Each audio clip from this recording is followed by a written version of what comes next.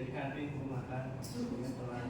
Harusnya kamu bisa memanage waktu biar nggak telat masuk kelas. Nanti kalau misal kamu telat kan itu apa, waktu belajarnya menjadi terpotong, terus teman-teman juga terganggu, bisa dipahami. Silakan duduk. Baik, buat semuanya aja ya. Kita pada saat belajar itu kita harus tetap disiplin karena apabila kejadian ini terulang kembali, ibu tidak akan mengizinkan kalian untuk mengikuti pembelajaran pada kali ini. Baik, sebelum memulai pembelajaran kali ini, silahkan Salman memimpin berdoa. Doa mulai. Terima kasih. Baik, sebelum memulai pembelajaran, ibu akan presentasi terlebih dahulu ya. Yang hadir silahkan untuk mengangkat tangan. Tika, Syafira. Hari ini masuk semua ya. Masuk semua.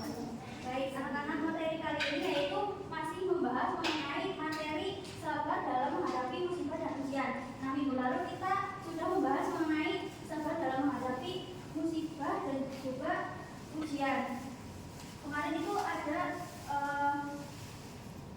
3 macam definisi dari sabar itu yang berhubungan dengan definisi sabar. Apa saja? Apakah masih ingat? Syafira? Baik, lain kali HP-nya diletakkan terlebih dahulu ya. Fokus ke depan. Baik, untuk Tika apakah bisa bantu untuk menjawab?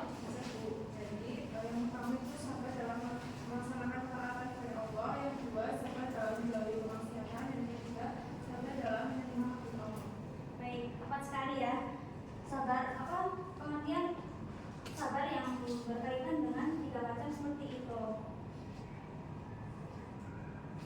Benar sekali seperti jawaban yang telah dijawab oleh Tika. Nah, itu yang pertama ada sabar dalam melaksanakan ketaatan kepada Allah. Nah, itu kita harus sabar. Misalnya kita memiliki teman kita pasti memiliki teman yang dia itu selalu berdoa dan selalu mengajak ke jalan yang benar, selalu mengajak ke jalan untuk yang benar kepada Allah gitu. Nah, mungkin dengan teman tersebut mungkin ada sesuatu hal yang kita itu mungkin ada beberapa hal yang tidak suka dari dia, maka kita itu tetap harus bersabar. Bagaimanapun juga dia adalah teman yang mungkin bisa membimbing kita untuk menuju ke jalan yang lebih baik gitu. Nah, kita harus sabar dalam menghadapi teman tersebut. Kemudian yang kedua itu ada sabar dalam menjauhi kemaksiatan. Contohnya pada zaman sekarang ini kan kalian sering menggunakan sosial media kan?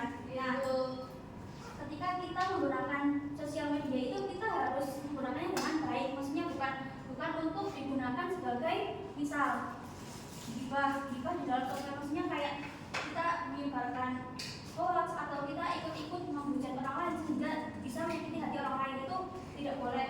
Nah, kita harus sabar dalam menjauhi kemaksiatan. Kita tidak boleh melakukan itu. Kemudian yang ketiga itu adalah sabar dalam menerima takdir Allah. Di sini apakah ada yang pernah marah ketika mendapatkan musibah gitu?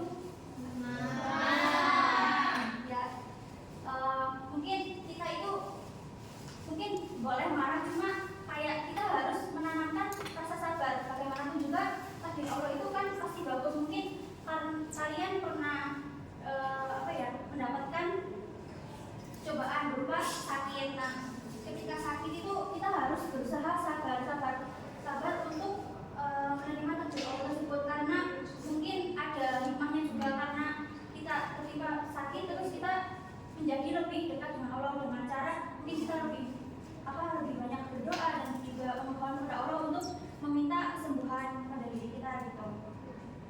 Kemudian lanjut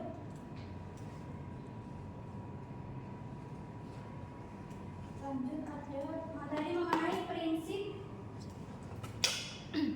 sabar. Nah, yang pertama itu ada hindari menyandarkan hati kepada selain Allah. Kemudian yang kedua ada hindari melakukan ikhtiar dengan mudarat yang lebih besar daripada manfaat. Kemudian yang ketiga itu ada wajib berserah diri kepada Allah dari awal hingga berakhirnya urusan. Selanjutnya mengenai manfaat menjaga kesabaran. Yang pertama itu akan memperoleh keberuntungan. Kemudian yang kedua ada memperoleh cinta Allah. Kemudian yang ketiga itu ada memperoleh manfaat yang tinggi di surga. Sampai sini apakah ada yang ingin ditanyakan? Saya Bu, Ya boleh. mengapa sabar dianggap sebagai salah satu ciri orang yang beriman dalam Islam? Nah, kenapa sabar itu menjadi ciri orang yang beriman dalam Islam? Karena dengan kita bersabar itu kita bisa menunjukkan bahwa kita itu taat kepada Allah, dan juga dengan bersabar kita dapat meningkatkan iman kita, dan juga dengan bersabar itu Allah memperoleh manfaat dan tinggi di surga. Nah, itu Allah menjanjikan surga kepada kita. Jadi sebaiknya kita selalu bersabar dalam menghadapi ujian atau menghadapi musibah apapun itu. Saya. Nah ini, ingatlah bahwa setiap tantangan itu memiliki hikmahnya. Jadi bagaimanapun juga kita tetap harus bersabar dan juga mungkin mengambil hikmahnya yang baik-baik aja gitu.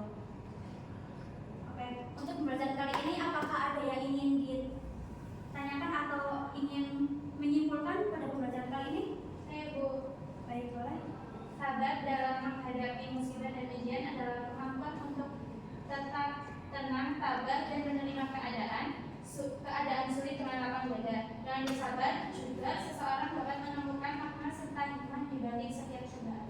Baik, bagus sekali ya. Terima kasih sudah mau menyampaikan kesimpulan, dan juga terima kasih buat semuanya telah memperhatikan pada pembelajaran kali ini. Silakan beri tepuk tangan. Baik, sebelum Ibu menutup pembelajaran kali ini, Ibu akan memberikan tugas pribadi untuk kalian dikerjakan di rumah masing-masing ya. Nanti Ibu bagikan soalnya. Baik, sebelum pembelajaran ditutup, silahkan untuk ketua kelas memimpin doa terlebih dahulu. Doa pulang. Doa mulai. Doa selesai. Baik, pembelajaran kali ini Ibu tutup. Kurang lebihnya mohon maaf. Wassalamualaikum warahmatullahi wabarakatuh.